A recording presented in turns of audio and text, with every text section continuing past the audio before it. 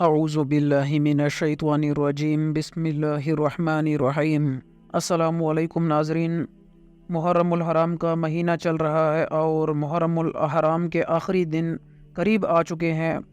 تو ان دنوں میں اللہ کے قرآن کے اندر ایک ایسی مبارک صورت ہے جس صورت کا نام صورت اخلاص ہے، سورۃ الاخلاص۔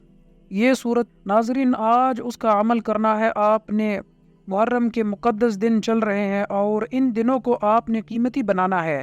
جو آپ کے گھر والے بالخصوص جمعرات والے دن آپ کے گھر سے چلے گئے ہیں، اس دنیا سے چلے گئے ہیں، ان کی روحیں وہ فقیر بن کر، وہ عاجز بن کر، منگتے بن کر، تو پھر وہ جو اس کے بچے ہیں قرآن خوانی نہیں کرتے، وہ صدقہ نہیں دیتے، وہ کوئی کھانا وغیرہ وہ یتیموں اور مسکینوں یا کسی غریب کو وہ نہیں کھلاتے، تو پھر وہ جو روحیں ہیں وہ روتی ہوئی مایوسی کے ساتھ، جیسے ایک بھکاری ہوتا ہے، اجڑا ہوا ہوتا ہے، ویرانہ ہوتا ہے۔ تو میرے بھائیوں میرے بہنوں، اللہ تعالیٰ کا قرآن کہتا ہے کہ جب انسان مر جاتا ہے دو مقام ہے، ایک علیین ایک سجین۔ علیین وہ مقام ہے جو 7 آسمانوں سے بھی وہ اوپر ہے، اور سجین وہ مقام ہے جو 7 زمینوں سے بھی نیچے ہے۔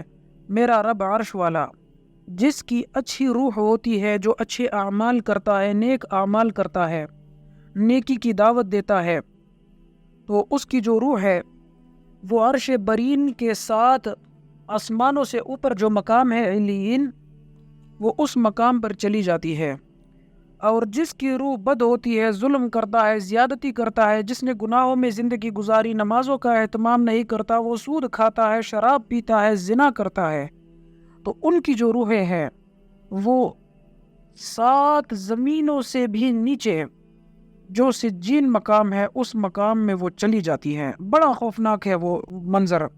تو یہ اللہ کی قدرت ہے۔ عذاب قبر تو ایسے ہی ہوتا ہے نا، جب انسان کی روح اللہ پاک جب چاہتا ہے تو وہ قبر میں بھی لے کر جاتا ہے، یہ اللہ کا اپنا ایک نظام ہے۔ لیکن آپ نے برزخ والی یہ جو زندگی ہے، عالم برزخ والی جو زندگی ہے، یہ جو زندگی ہے یہ حضرت آدم علیہ السلام سے جب سے ایک بندہ بھی فوت ہوا ہے، حضرت آدم علیہ السلام فوت ہوئے، پھر ان کے بیٹے فوت ہوئے، جب تک قیامت نہیں آئے گی، یہ سارا عالم ارواح، عالم برزخ کی زندگی اس کو کہا جاتا ہے۔ اور جس بندے نے اچھا کارنامہ، کوئی اچھی سوچ، کوئی اچھا کام، کوئی صدقہ جاریہ کیا ہوگا تو یہ عالم برزخ والی زندگی اس کے لیے آسان ہے، اور یہ بھی بڑی لمبی زندگی ہے۔ قیامت تو بعد میں آئے گی، قیامت کے بعد حساب کتاب شروع ہوگا، لیکن قبر کے اندر، اس کائنات کے اندر ہی عالم برزخ کی حالت میں بھی اس کو عذاب اور خوشی مل جاتی ہے۔ تو اسی لیے میرے بھائیوں میرے بہنوں، آج کا جو یہ دن ہے بڑا اہم دن ہے، جمعرات کا دن ہے۔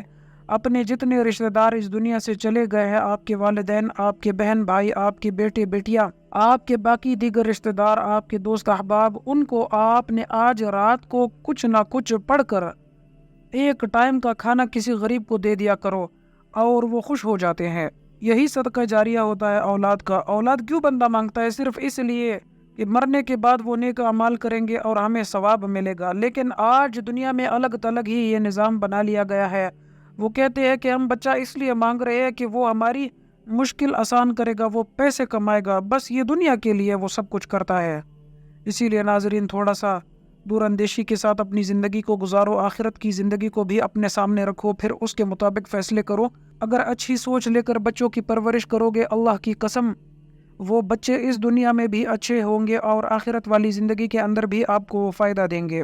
اب ہم اپنے وظیفے کی جانب چلتے ہیں۔ نماز مغرب کے بعد آپ نے کھانا لے لینا ہے، اور اس کھانے کو سامنے رکھ کر آپ نے اپنے پیارے نبی حضرت محمد مصطفیٰ صلی اللہ علیہ وآلہ وسلم پر 3 مرتبہ درود پڑھنا ہے، اور اس کے بعد سورۃ اخلاص، آپ نے سورۃ اخلاص کو پڑھنے سے پہلے سورۃ فاتحہ آپ نے 3 مرتبہ پڑھنا ہے، اور سورۃ الاخلاص قل هو اللہ احد اللہ الصمد لم یلد ولم یولد ولم یکن لہ کفوا احد، اس کو آپ نے 3 مرتبہ پڑھ لینا ہے، اور پھر آخر میں آپ نے 3 مرتبہ درود شریف پڑھ کر اپنے ہاتھوں کو اٹھا کر اس کا ثواب شہدائے کربلا کو، تمام انبیاء کرام کو اور تمام نیک روحوں کو پہنچا کر اپنے رشتہ داروں کو، اور اس کا جو ثواب ہے جب پہنچاؤ گے تو اس کے بعد اپنے اللہ کے سامنے ہاتھ اٹھا کر دعا مانگنی ہے، اے اللہ جو میں نے آج یہ عمل کیا ہے اس کے صدقے میرے اللہ میرے گھر کے اندر برکتیں، رحمتیں اور سلامتی نازل فرما، اور میرے رزق کے اندر اضافہ فرما۔